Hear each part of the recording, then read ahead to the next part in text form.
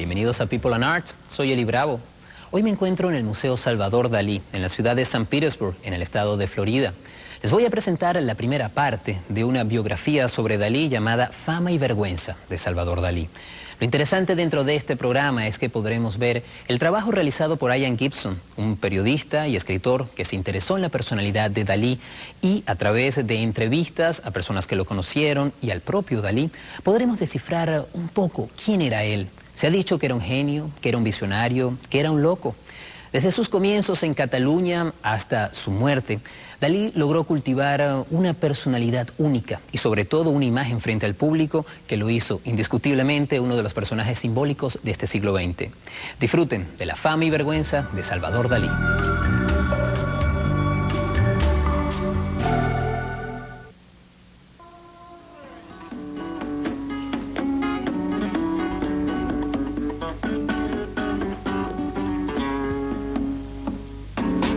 Este documental es sobre los primeros años y la fama creciente de Salvador Dalí, uno de los artistas más conocidos y polémicos del siglo XX.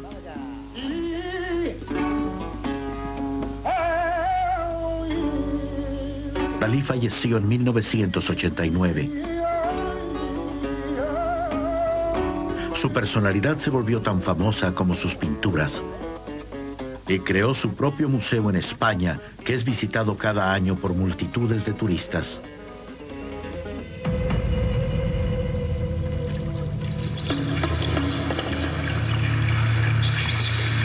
Hoy en día su obra sigue influyendo a los artistas y a la industria de la publicidad.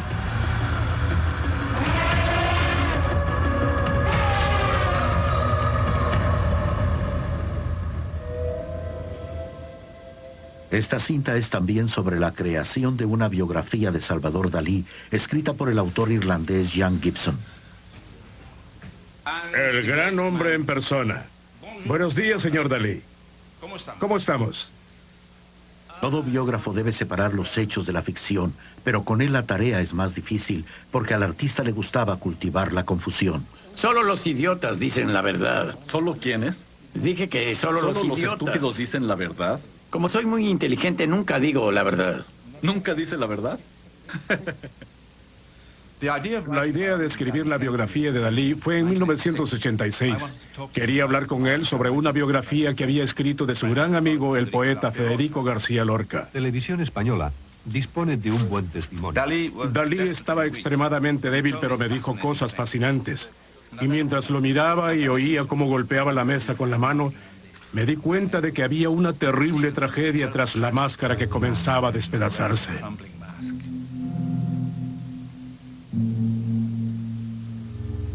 Cuando salí de la habitación sintiéndome triste porque sabía que Dalí no viviría mucho tiempo, decidí comenzar a investigar su vida. La fama y la vergüenza de Salvador Dalí.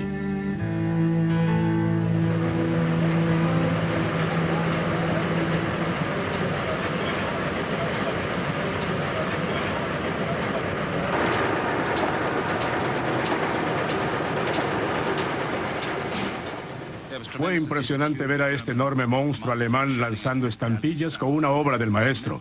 El lugar está lleno de magia. A Dalí le hubiera gustado. Le hubiera gustado ver cientos y cientos de su gran masturbador. Dalí fue el exhibicionista más grande de la historia. Y en mi opinión, uno de los masturbadores más grandes. Y aquí tenemos a Gala. La esposa rusa de Dalí era una persona enigmática que jamás hablaba en público sobre su relación con el pintor. Pero Dalí no hubiese sido Dalí sin Gala. Cadaqués, el alejado pueblo catalán en la Costa Brava de España, también fue una importante fuente de inspiración. La familia de Dalí pasaba los veranos en Cadaqués. De niño, Dalí aprendió a amar el pueblo y sus alrededores con una intensidad fanática.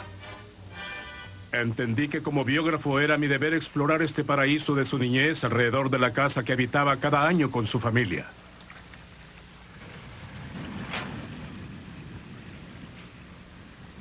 Cuando Dalí era niño no había carreteras.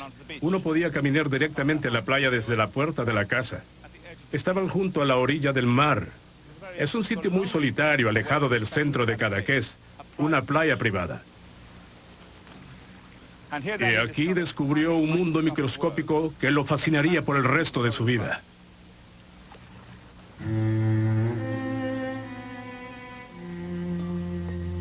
Sobre esta realidad mineral del paisaje cadaqués, yo proyecté día tras día la atención acumulada de mi vida erótica y sentimental, crónicamente insatisfecha. Solo yo sabía el exacto itinerario de las sombras que marcaban su sufrido curso sobre el cuerpo de las rocas. Estaban estas rocas extraordinarias que son esculpidas por el viento y por las olas. Ellas sugieren todo tipo de cosas. Uno las mira y puede ver una pequeña cara o un pequeño animal y cambian con la luz. El lugar se ve completamente diferente según la hora del día.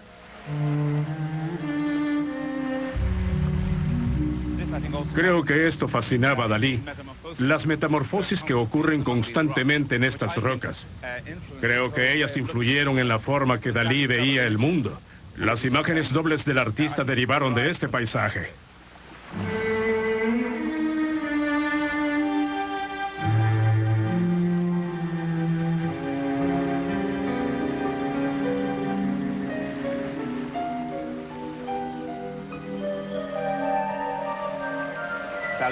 Dalí exploraba estos agujeros y encontraba toda clase de objetos y seres atrapados allí. Peces y a veces otros pequeños objetos. En sus pinturas aparecen estos agujeros llenos de cosas raras como llaves y clavos, cualquier cosa. Siempre recordaba estas rocas cuando estaba en América y cuando estaba en Francia. Y aparecen una y otra vez en sus pinturas.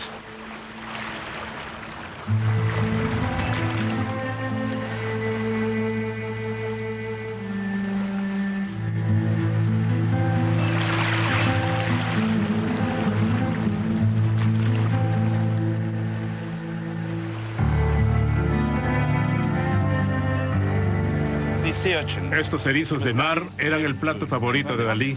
Y cuando querían celebrar algo, organizaban un festín de erizos, una galetada, el plato más delicioso del mundo.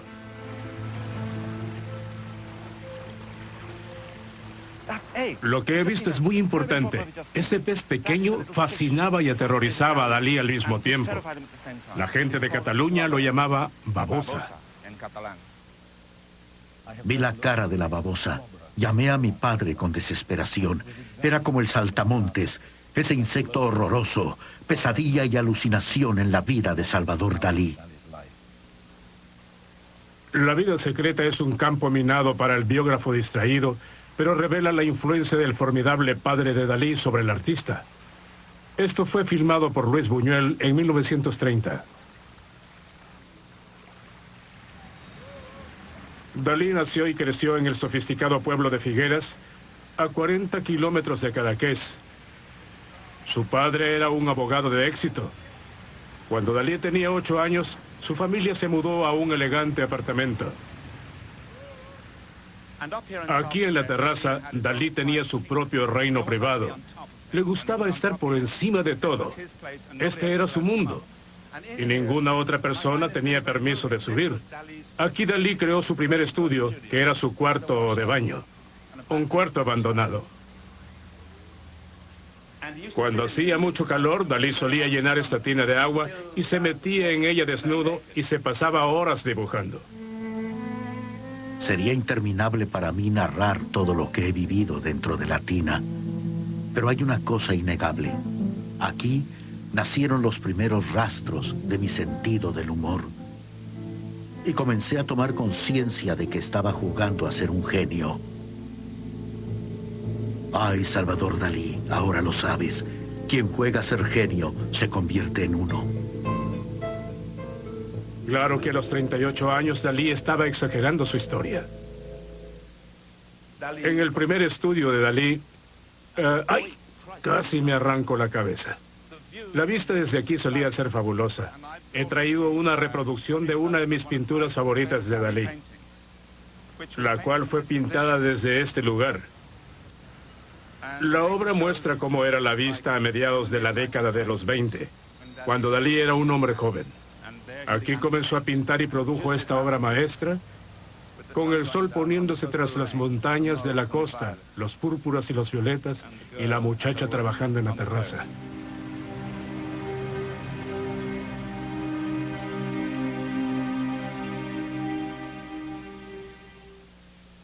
Estamos disfrutando de Fama y Vergüenza de Salvador Dalí, una interesante mirada a la vida de este genio catalán de la pintura universal. Vamos a hacer una breve pausa y ya seguimos con mucho más.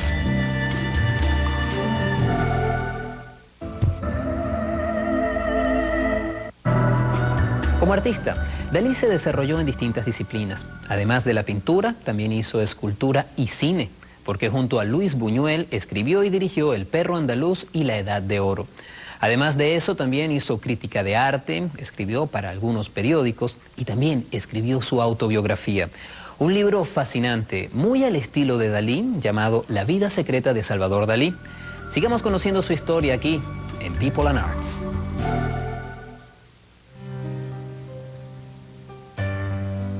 Hoy en día uno tarda media hora en viajar desde Cadaqués hasta Figueras, pero cuando Dalí era joven era un viaje mucho más difícil.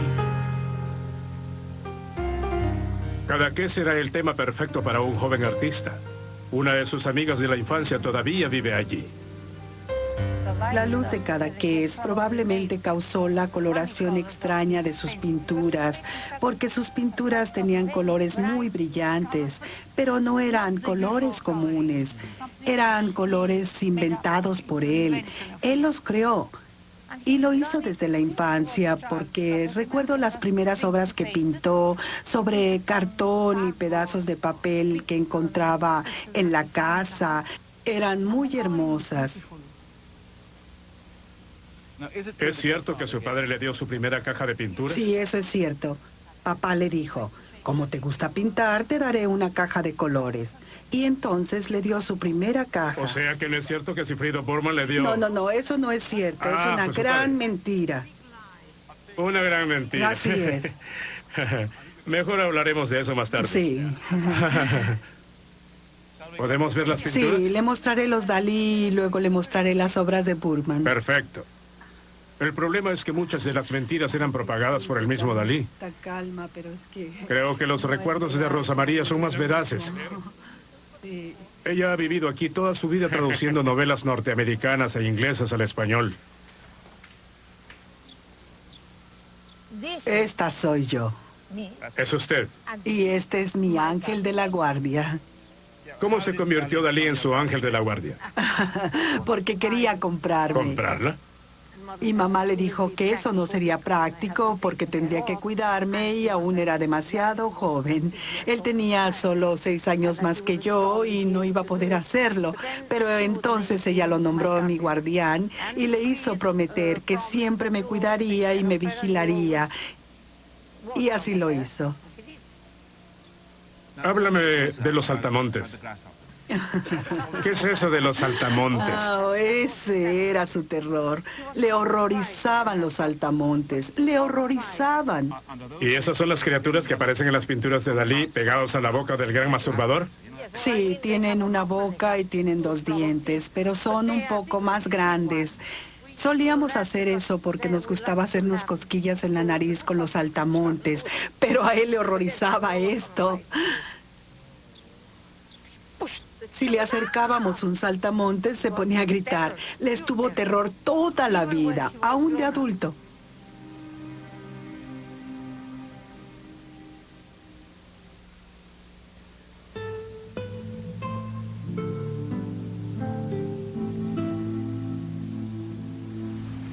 Estoy parado en la punta de la península de Cadaqués, Sortel.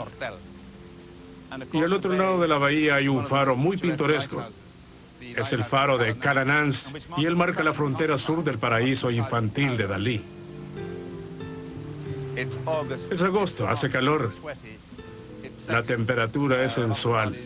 Hay muchos cuerpos desnudos, cuerpos que a Dalí le hubiera gustado observar en las rocas. Algunos son grandes, otros pequeños, pero desde aquí todos se ven bastante bien. En sus primeras pinturas, Dalí experimentó con diferentes estilos. Pero el erotismo fue un tema constante en sus obras.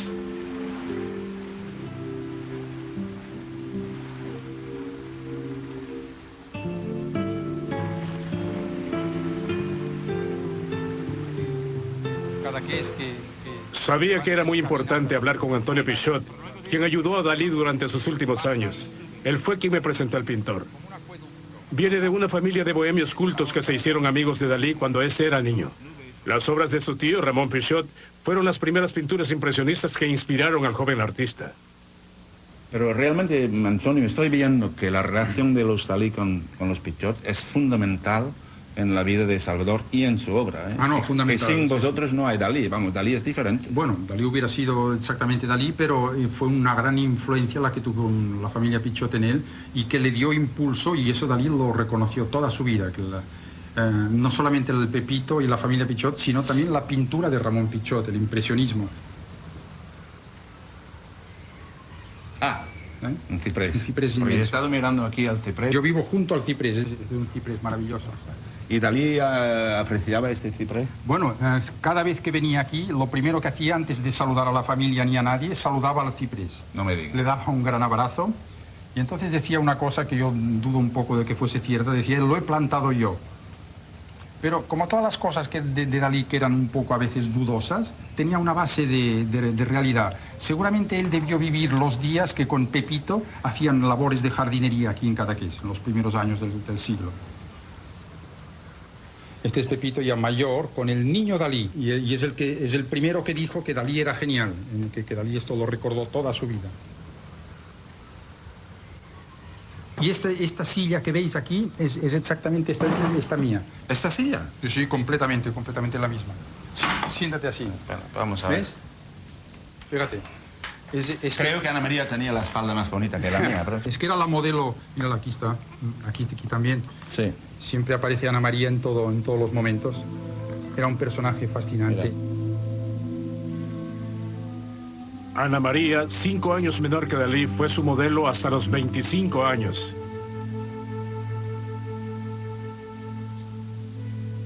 Era una relación casi incestuosa y ella se sintió cruelmente rechazada cuando otras personas la reemplazaron en el arte y el afecto del pintor. No me caigas encima, Antonio. Lo procuraré. Que caigas no importa menos, pero encima de mí. La Torre de Mulí me pareció un sitio mágico, construido con el propósito de reflejar mis fantasías y mis sueños. Este catálogo pesa 2 kilos. La altura de la torre donde me encontré excedía todo lo que había imaginado.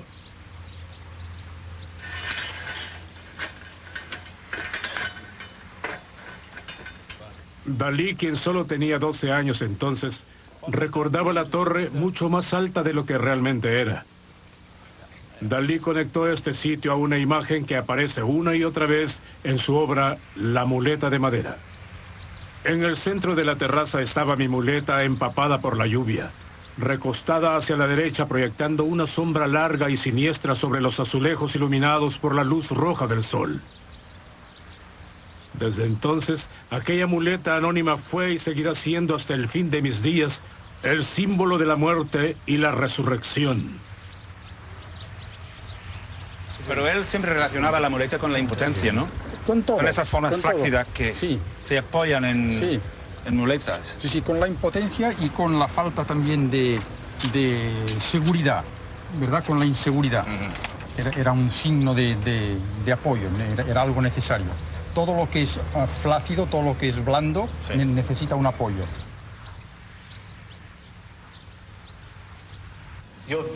¿Le gustan mucho las muletas? Sí, porque son el símbolo de la impotencia. ¿De la impotencia? Solo las grandes personas que concretan grandes logros son impotentes, ¿sabe?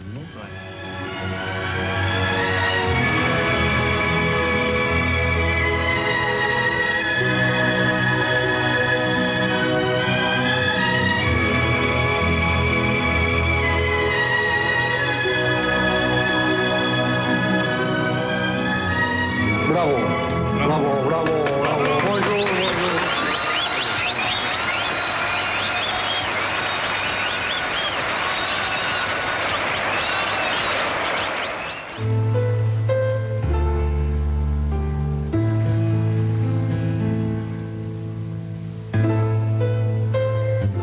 fue un gran amigo de Dalí y visitó al pintor en Cadaqués en 1925 y en 1927. Se llevaba muy bien con la familia de Dalí y aparecen muchas fotografías, dibujos y pinturas. En una de las fotografías vemos a Lorca jugando una de sus bromas favoritas, haciéndose el muerto.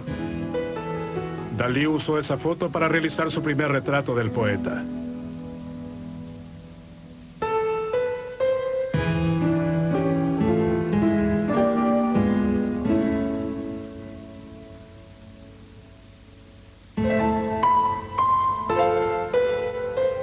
Hay muchas pinturas de este periodo en las que la cabeza del pintor aparece fusionada con la del poeta. Esto derivó de la influencia de Picasso. Picasso pintaba cabezas heroicas sobre mesas, pero Dalí le dio un toque personal. En este caso, podemos ver el perfil de la cabeza de Lorca. Esta parte más rellena es Lorca y esta es la oreja de Dalí que sobresale del otro lado. Es maravilloso ver estas pinturas reunidas en esta habitación. En la otra pared podemos ver otra serie de pinturas del mismo periodo donde se ven las cabezas fusionadas de Lorca y Dalí, símbolo de su profunda amistad con Lorca. Para Lorca fue apasionante, porque el poeta estaba enamorado de Dalí. El pintor, quien tal vez se horrorizaba ante la posibilidad de ser homosexual, se cuidaba mucho y siempre dijo que jamás había permitido que Lorca lo poseyera. Pero no existe duda de que Lorca estuvo enamorado de Dalí durante el año de 1926.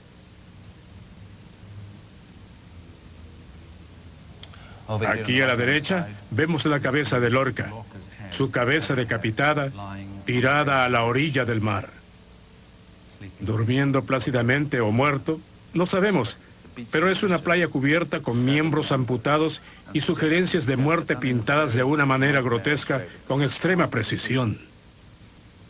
Esta es una playa espectral.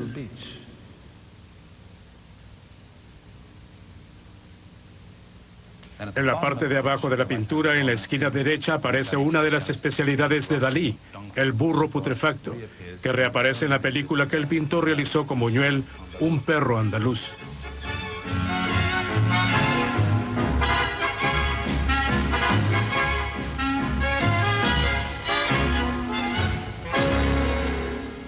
El mismo Dalí protagonizó a uno de los sacerdotes de la película.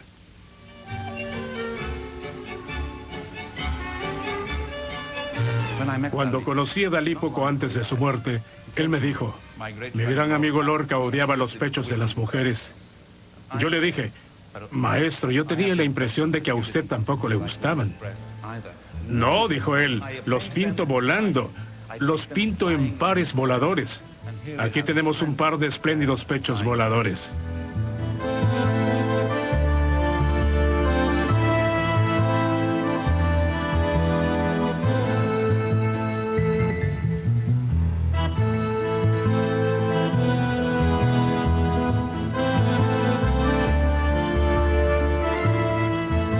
Y acabo de ver que el burro está siendo acosado por un hexágono. Parece como si el hexágono sodomista estuviera tratando de violar al burro, mientras el burro está ocupado atrapando peces. Y si seguimos la figura con la vista, vemos que en la parte de arriba hay una mano roja con venas hinchadas. Esta mano ha sido interpretada por los críticos como la mano roja del masturbador. El masturbador es atrapado con las manos en la masa de sus fantasías.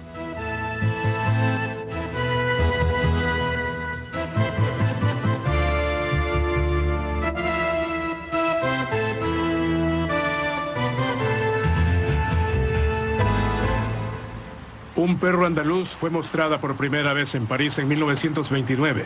Fue vista por los surrealistas, incluyendo a André Breton, el fundador del movimiento. En aquella época Breton no sabía quién era Dalí. El pintor no se había unido a los surrealistas. Breton fue a ver la película. Buñuel dijo que Dalí no estaba allí, que había puesto un montón de rocas tras la pantalla para tirarle a la audiencia si ésta reaccionaba mal. Un gesto típicamente aragonés. Sí, pero por otro lado tuvo un éxito enorme en todo París. Le preguntaron a Breton qué opinaba de la película y él dijo que le había parecido una película surrealista. Más tarde Buñuel y Dalí se convirtieron en sus protegidos. Dalí era un fanático y hacía todo según esta tendencia.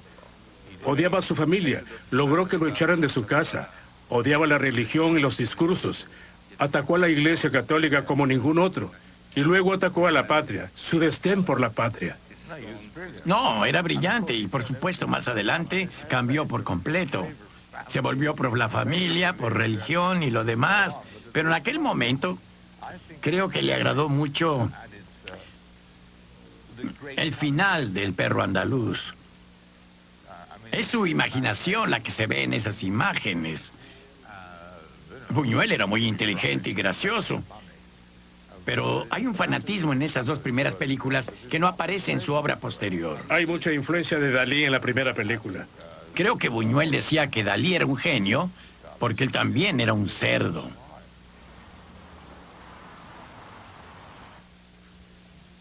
El surrealismo se desarrolló en Francia, básicamente entre la Primera y la Segunda Guerra Mundial. Su fundador fue el poeta André Breton, y él y Dalí tuvieron una disputa a causa de sus conceptos sobre este movimiento. Le contaré más después de una breve pausa.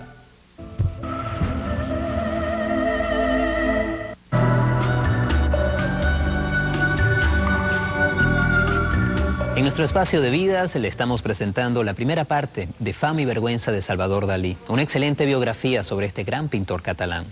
Desde siempre se ha identificado a Dalí con el surrealismo, pero él fue expulsado de este movimiento por su fundador, André Breton. La causa principal es que Dalí se acercó al clasicismo renacentista, cambiando su manera de pintar. Los surrealistas querían romper con toda forma de orden y de lógica, querían abrir el mundo de los sueños dentro de la cotidianidad. Dalí continuó con su trabajo, aparte de los surrealistas, y hay que entender que estos hombres vivieron en la Europa que había sufrido las dos guerras mundiales y responsabilizaban al racionalismo imperante por las guerras y también por la bomba nuclear. Continuemos disfrutando de esta excelente biografía, Fama y Vergüenza de Salvador Dalí, aquí en People and Arts.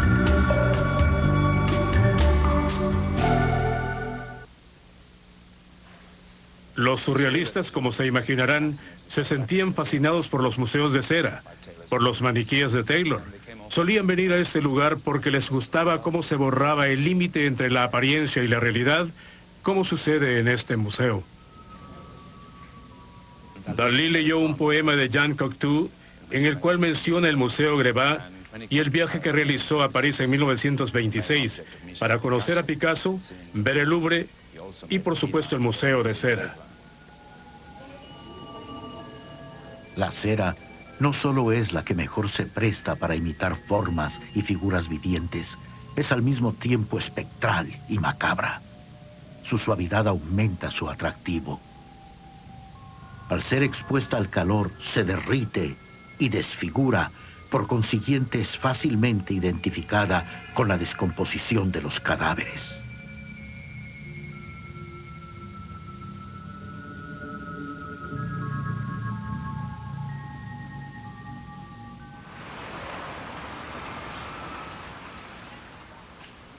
A Dalí le encantaban las entradas al subterráneo de París. Lo que decía era maravilloso. Para él, el Art Nouveau era una especie de arquitectura comestible. Y se nota la influencia de ese estilo.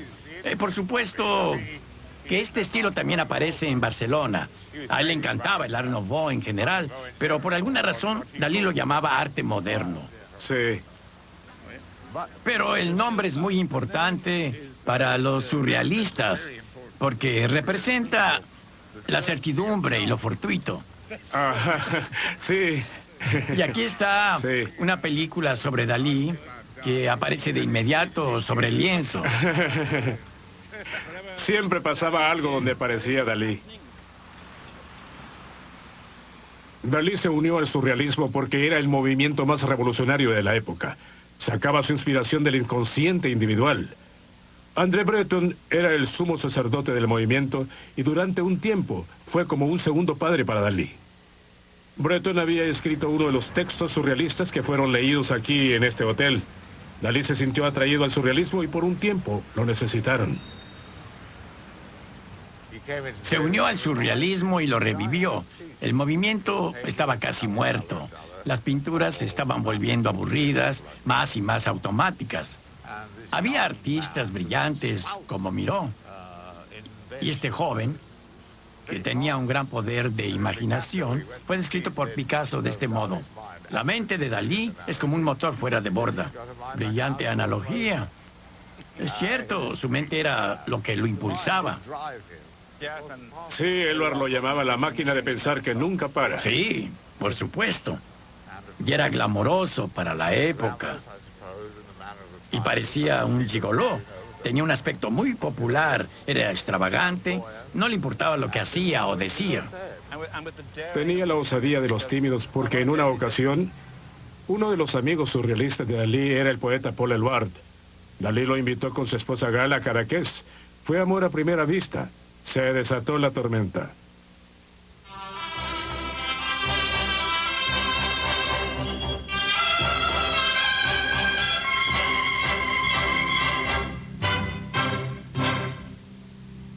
Gala era una misteriosa mujer rusa con un cuerpo fabuloso que se había acostado con todo el mundo. Dalí no se había acostado con nadie y fue iniciado por una de las personas más experimentadas en el asunto. Después de aquel momento, jamás volvió a ser el mismo. Es Gala, que viene con Paul Eluard a Cadaqués. Yo abro la puerta y me la encuentro ya desnuda. Y entonces me enamoró automáticamente. Pero como que era muy tímido, como lo soy aún, y histérico, en aquel momento histérico porque nunca me había masturbado, o sea que llevaba una cantidad de retraso, de esperma incalculable. ¿Y cuántos años tenía? Entonces tenía 22 años. Y ya que veníamos de Gala, ¿qué le debe usted a Gala? Todo. Absolutamente todo. Hay una cosa, eso ya lo he dicho a la televisión, pero nadie lo cree. Es la única mujer que yo he hecho el amor. ¿Qué le debe usted a Gala como artista y como genio? Sobre todo el convencimiento que tengo ahora, gracias a ella, de que no soy tan mediocre como yo creía. Porque ella creyó enseguida que tenía un gran talento. Yo al contrario creí que no.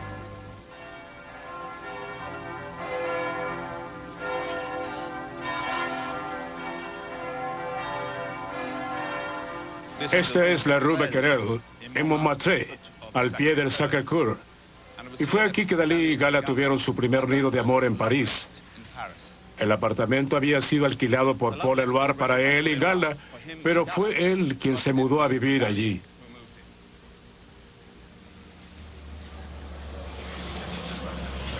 Cuando los Dalí se mudaron, fueron visitados por un joven escritor inglés, David Gascoigne, quien estaba fascinado por el surrealismo y tradujo los textos más complicados del pintor.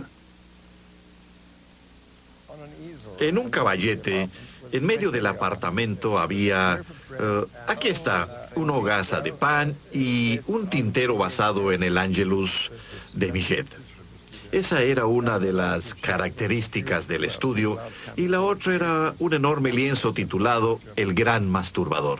Lo cual debe haberle sorprendido bastante. Hubiera sorprendido a cualquiera, sí. Su interpretación del Angelus de Millet es que la campesina es una mantis religiosa y este hombre está ocultando su erección con un sombrero. No es tanto una pintura antirreligiosa, sino más bien una ilustración de sus obsesiones, pero poseía una técnica extraordinaria. Creo que algunas de sus pinturas de ese periodo, antes de ir a América, son las mejores.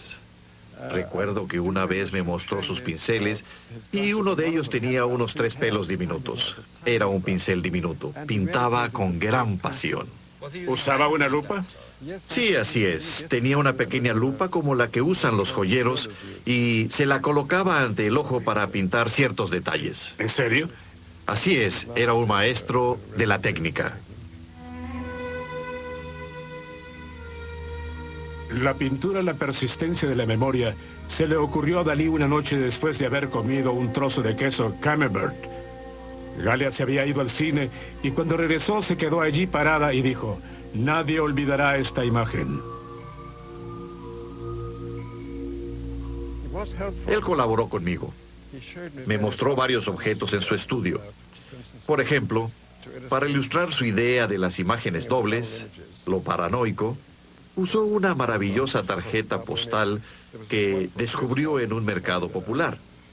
Y en ella se ve un grupo de africanos sentados ante una choza. Le dio vuelta a la imagen, la puso de costado y vio un rostro en ella. Luego pintó una pequeña pintura con la imagen. En ella reprodujo la tarjeta, pero acentuó el rostro y la llamó Retrato del Marqués de Sade.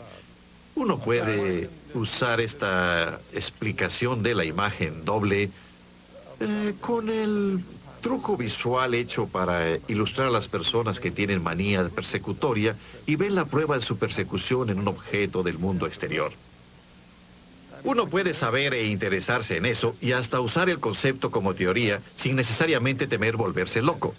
Por supuesto. Yo creo que Dalí tenía razón cuando decía que era un loco que no estaba loco.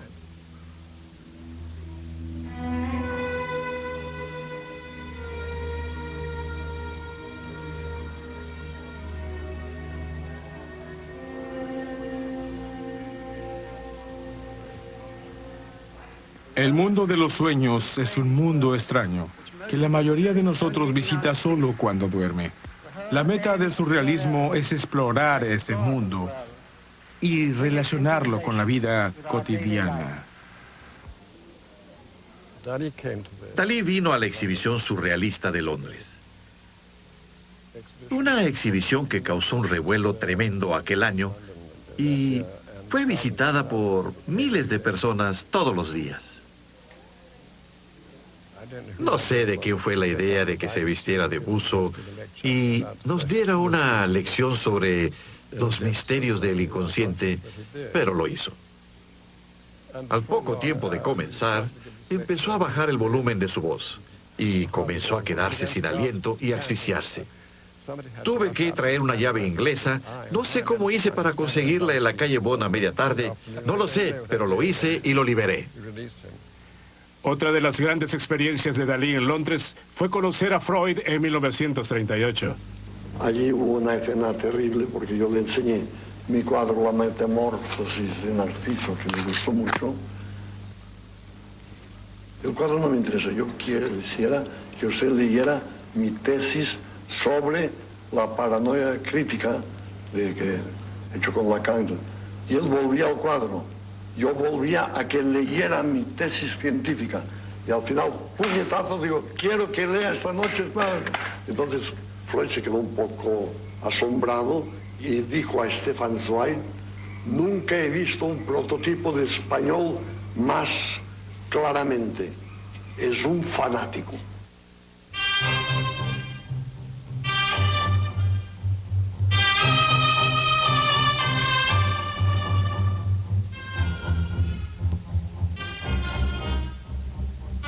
La madre de Dalí murió de cáncer cuando él tenía solo 16 años. Después su padre se casó con la hermana de la mujer muerta. La relación de Dalí con su padre se volvió muy problemática.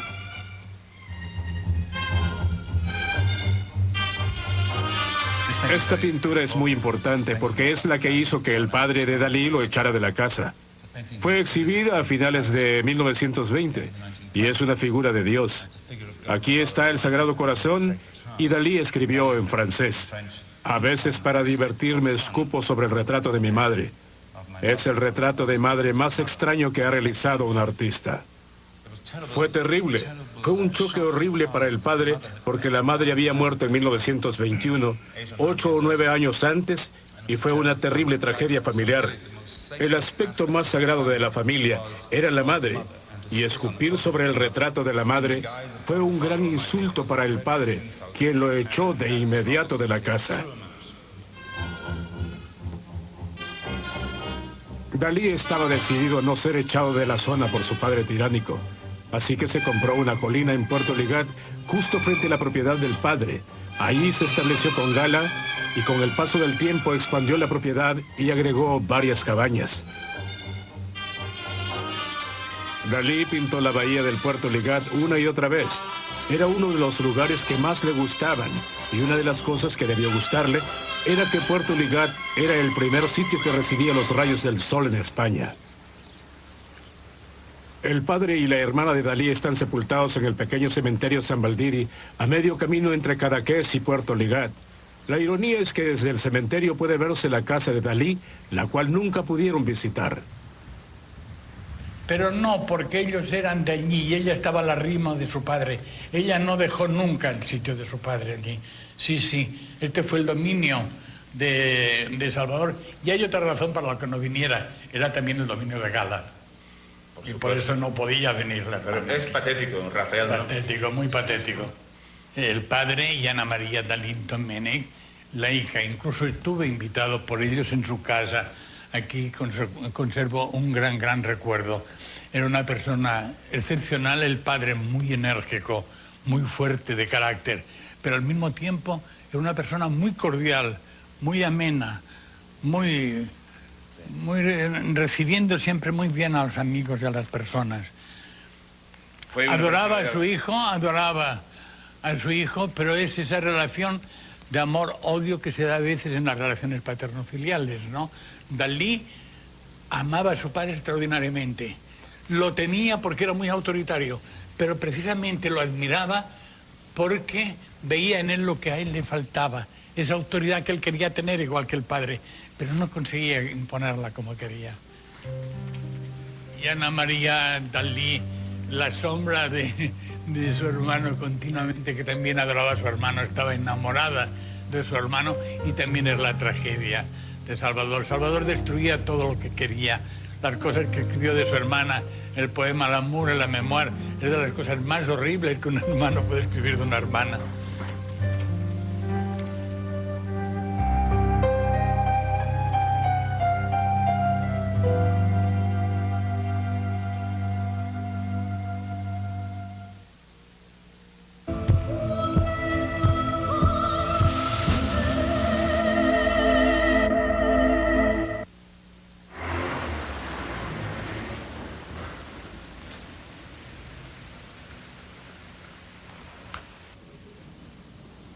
Habiendo ofendido a su familia, Dalí volvió a Barcelona y ofendió a las personas del ambiente cultural del Ateneu, el venerable club artístico de la ciudad.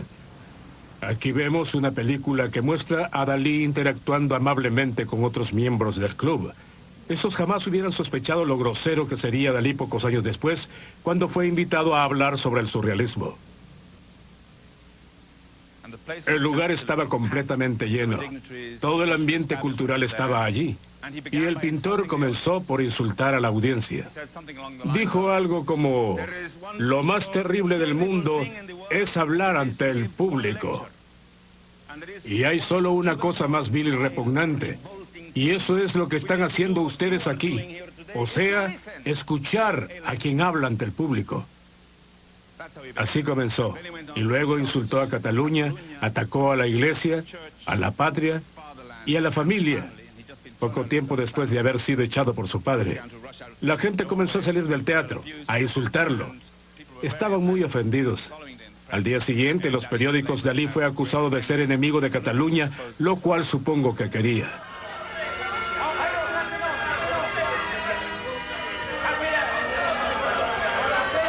Dalí estaba decidido a sorprender a la gente, tal como su amigo Buñuel, y la película que produjeron juntos, La Edad de Oro, intentó hacerlo a escala monumental. Así es que le pegaron indiscriminadamente a miembros del público. Sí. ¿Y destruyeron todo lo que había en la entrada? Exactamente lo que han dicho siempre los surrealistas. Les encantaba irritar a sus enemigos, tanto así que utilizaban la violencia.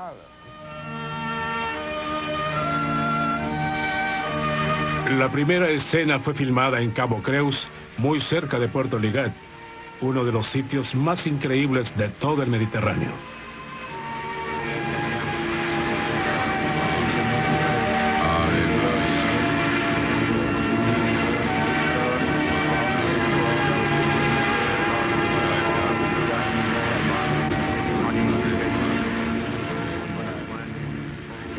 Dalí decía que en Creus se cruzaban los vientos de Cataluña, que era un lugar de ilusiones ópticas donde ocurrían raras metamorfosis ante los ojos.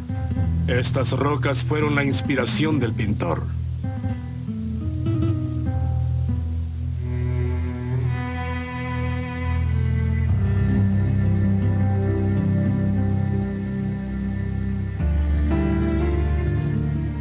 Una vez más el rostro oculto de la vergüenza.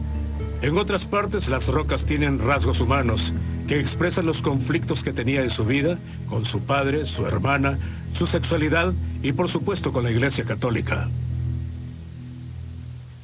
Esta es una versión estilizada del padre mirando con ojos de deseo lo que está pasando. Sobre su hombro se apoya una figura que parece avergonzarse porque a él le aterrorizaba el sexo y se avergonzaba de su cuerpo. Todo esto le fue enseñado durante la niñez y jamás logró superarlo por completo. Como pueden ver, esta es la hostia y este es el cáliz. Y hay sangre en el centro de la hostia y Dalí está como escupiendo. Pero la escupida es como un símbolo de su esperma. Lo que Dalí ha hecho aquí es convertir al símbolo supremo del mensaje cristiano en un símbolo de horror. Pues lo más repugnante que puede hacerle un cristiano al cáliz sagrado y a la hostia sagrada es masturbarse sobre ellos. Y eso es lo que ocurre en esta imagen, a pesar de no ser visto por muchas personas que la miran.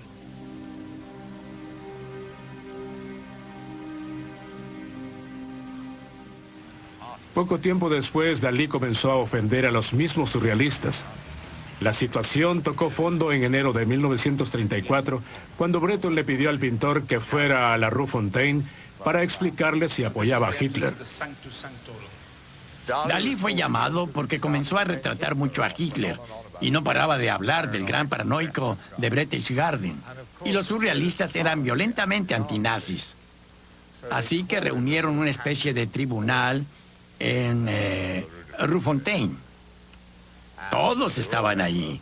Uno de los participantes dice que Dalí apareció diciendo que tenía un resfriado y con 12 suéteres puestos uno encima del otro que se ponía y se sacaba continuamente, mientras le preguntaban ¿por qué pintas a Hitler?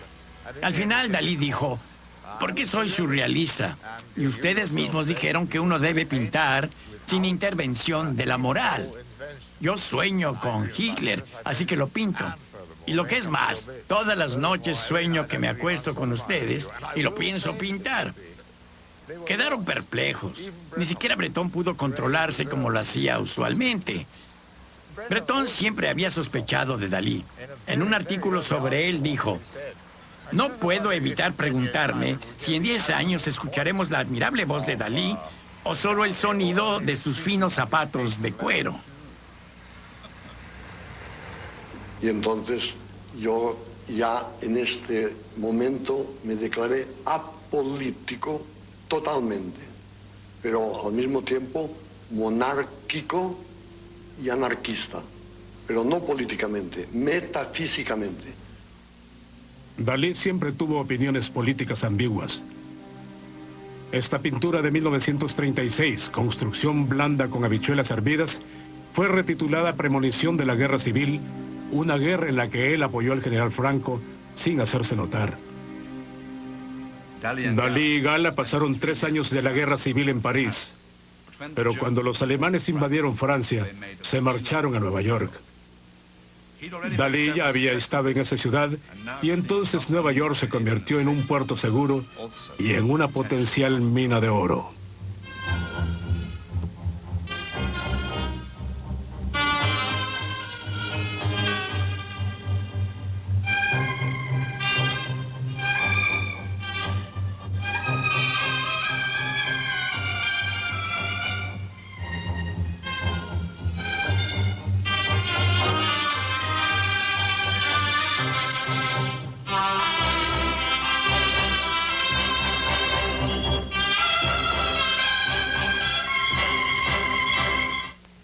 En su cama era ver los noticieros, para saber qué decían, para saber cuáles eran los comentarios del mundo mientras él se despedía. Dalí constituyó una de las figuras más interesantes, intrigantes y fascinantes que hayan existido en el mundo del arte. Y su aporte a lo que ha sido la difusión, no solo del psicoanálisis y el surrealismo, sino también de las ideas artísticas en general, perdurarán por muchísimo tiempo. Recuerde, lo esperamos la próxima semana, con la segunda parte de esta fascinante historia, Fama y Vergüenza de Salvador Dalí. Yo me despido desde acá, desde el Museo Salvador Dalí, en la ciudad de San Petersburg, en el estado de la Florida.